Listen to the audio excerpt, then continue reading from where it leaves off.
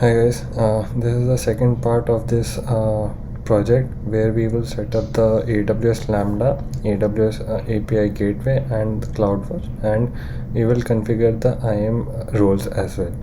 So the first part is creating your Lambda function. So to create a new Lambda function, we have to give some name and the language. We have a bunch of languages that we can select. For my Lambda function, I have chosen Python 3.6. So once you give all these parameters, you just have to create a function. So once this is done, you can your Lambda function would look something like this, and here it will contain a basic implementation of Lambda function. So I removed that and I have created my own implementation for this project. So in this part, I have 4 endpoints: one for get request, one for post request, one is for gRPC, and the fourth one is for test. And this is the regex pattern for which we have to find the count. So the first part, like the execution of the program, starts from the def lambda handler. In this part, I am first identifying which type of request it is. If it is a get log count, I will execute this part. If it is a gRPC call, I will use this part. If it is a rest, using get, and if it is a rest call, using post method, and if it is a rest call for testing. So coming back to this, so first part is I am getting the start time and end time and log list from the input. So this function, what this does is, we have got the input time in string and as the delta in string. So what we do in this is, if it is type get, from the query parameters we get the time and the delta. So let me show you in the CloudWatch logs how it. So like you can see, this is how many times like I have deployed my AWS Lambda function. So after every change you deploy, it creates a new folder for the log files. So let me take the latest one. So in this, if you see, the parameters are given like this. If you copy this and open it in a JSON formatter,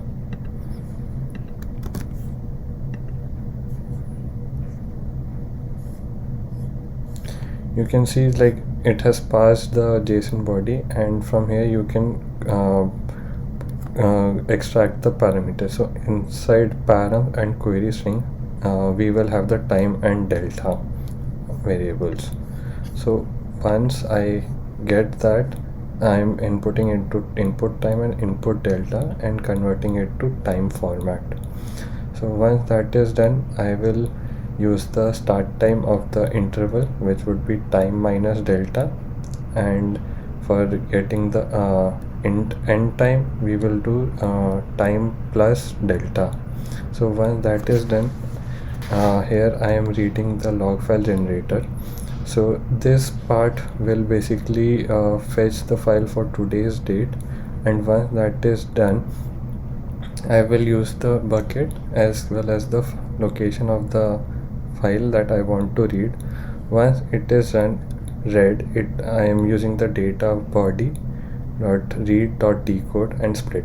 So what basically it does is, it will read it as a string, like a buffered source, then it will convert it to a string, and finally it will create a list of strings. So the entire log file is broken down into a list of strings.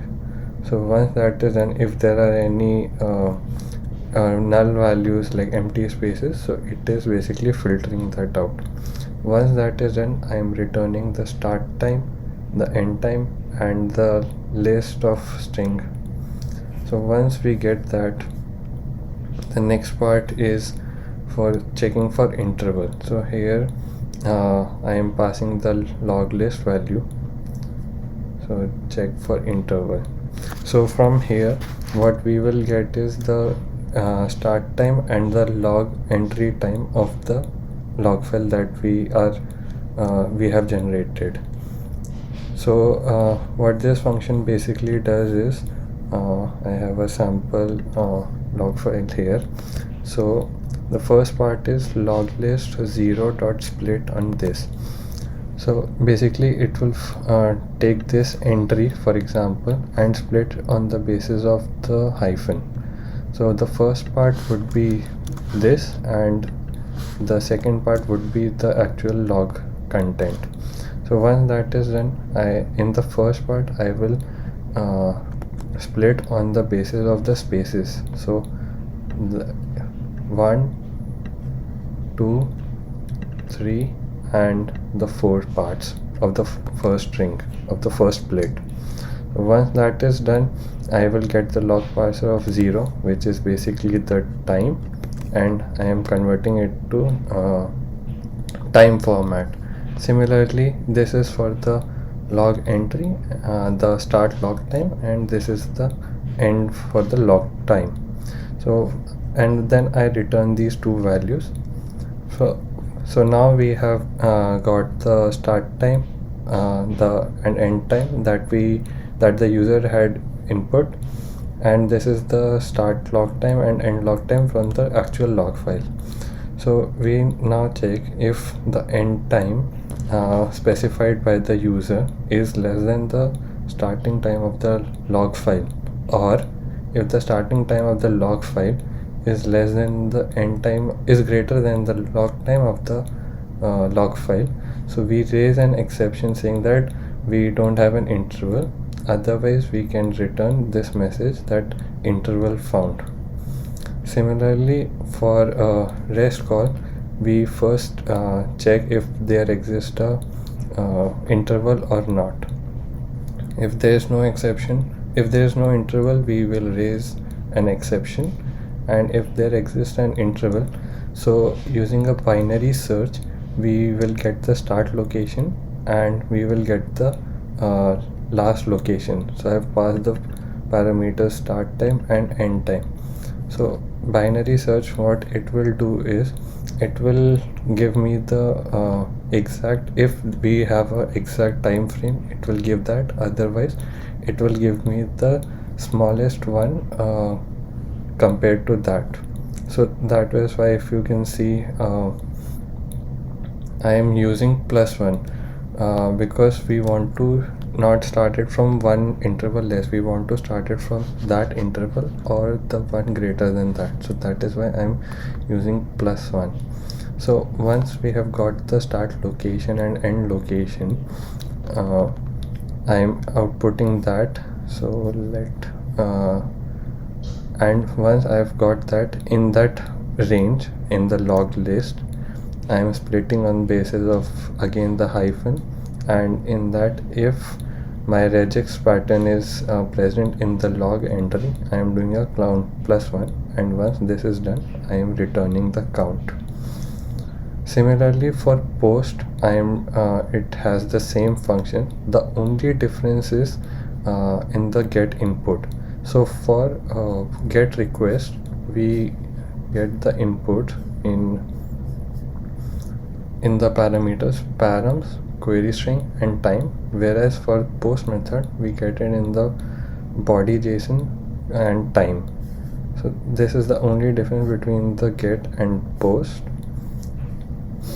The fourth part, that is for checking the queries for testing purpose. So here, if I am checking that, like time as well as delta, both should be mandatory input. So if any one of them is missing, it should raise an exception, insufficient inputs.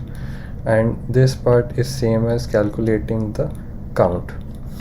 So this was the log analyzer part in AWS Lambda. Now we come to the API gateway. So here, to create a new API, you first have to click on create API and then select REST API. So here you have to give the name of your API and click on create API. So once that is done, so let me show you. So this is the API that I have created using REST protocol. Let me go into this. So like I mentioned, there were 4 parts in my AWS Lambda. I have created 4 endpoints. The first is get log count, which is a get method. Then gRPC is also get. Post log count is a post method, and test is also a get method. So to create a new endpoint, what we have to do is we have to create a resource first. So here we can give some name, get count. So this will create, and once this is created,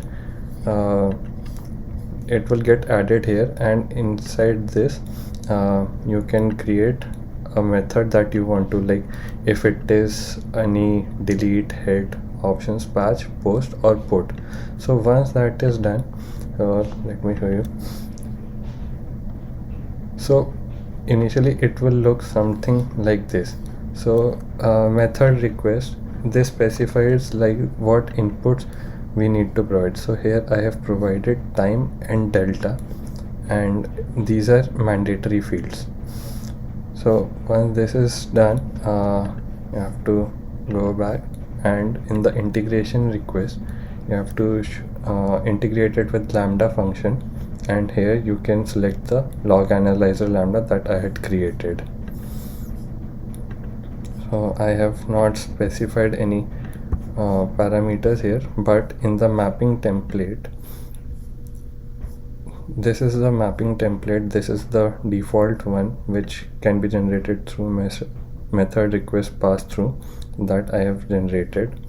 So here you can see like the HTTP method, the resource path that we were using to integrate it with Lambda function. So here in the events, this params query string time will be defined here. So once that is, we have created the the Lambda function, the API gateway. The second part would be the method response and integration response. So like by default we have 200 as our default HTTP return code. I have created a new HTTP code 441. So now we have for any exceptions that are being raised. So now go to integration response, and inside that we have to specify the Lambda error regex. So this is the format dot star, the string you want to see, and the dot star. So here if you can see the no interval found, so I'm checking for if there is a no, it will throw me an error of 441. And inside the mapping template I have created application JSON which will output me this no interval found. So this I have done for get log count. Similarly in test I have created a bunch of this, but out of them I am using 480. So if we see here, so if there is no interval found, then it will return a 441 error code. If it is in, so in is basically insufficient input, so that is why it will if it found something like in, so it returns a 480 count. And similarly in mapping template I have given the error message insufficient input, either time or delta. So once you have done all this, go to action and deploy your API. So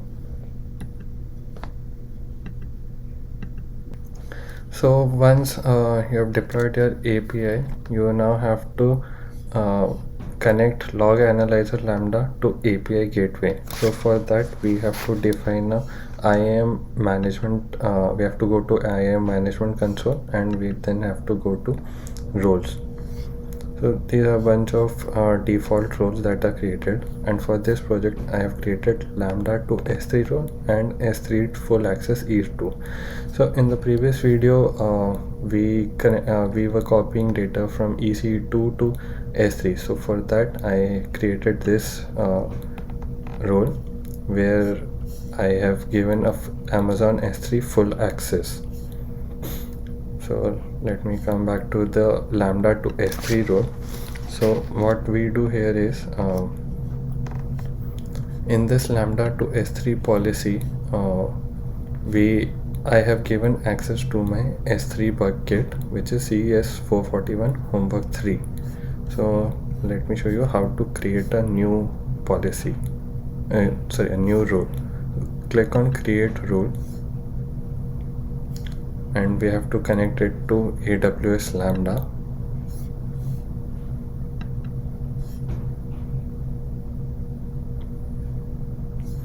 Here you can give S3 full access. This is an optional step. You can give some name _new and then create a role. So once the role has been created, you have to assign some policy to it. So open this and click on add an inline policy. So here we will choose which service we want to from Lambda. So we will select S3. What all actions we have a bunch of actions, but we are only interested in getting the get object. So let me select that get object. Then we have to specify the ARN, which is basically the bucket name as well as the object name. So since I have the bucket and I can click on any because I have to access the complete bucket, and we can leave this step and create a review policy. So it will look something like this, that we want to access S3 with read access, and the bucket name should be like CS441 homework 3 and the object path should contain everything. So this will create a new policy that should look something like this, that I have already created, where I've given access to my CS441.3. So once this is done, like we have created one policy from lambda to S3 and S3 to EC2, we should be able to move the file from EC2 to S3 and connect AWS API to Lambda function. So now let me open Postman and show.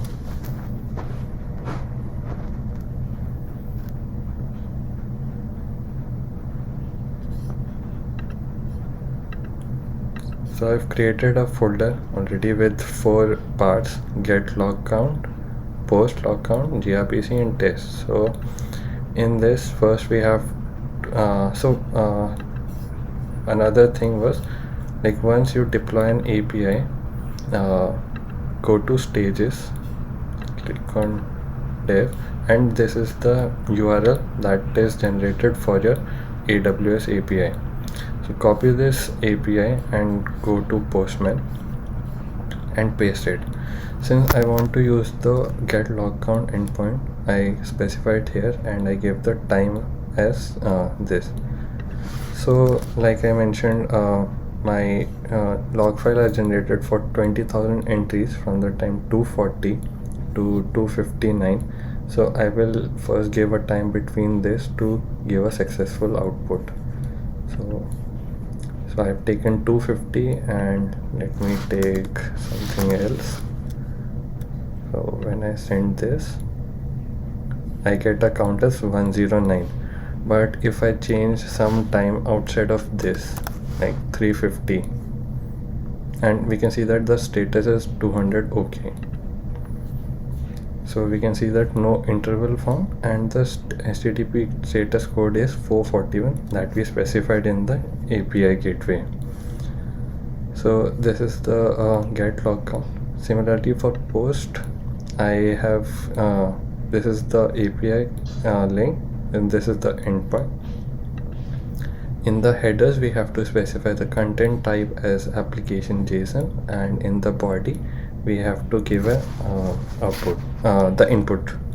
So let me give something in the range. So we can see that like the count return is 508 with the status 200 OK. If I change the input like 147, it will return me a message no interval found with 441. Similarly, like for testing, I have just given time for this. I have not given the delta input. So what it will do is insufficient input and with a status code of 480. But if I give both the inputs, so let me copy it from here.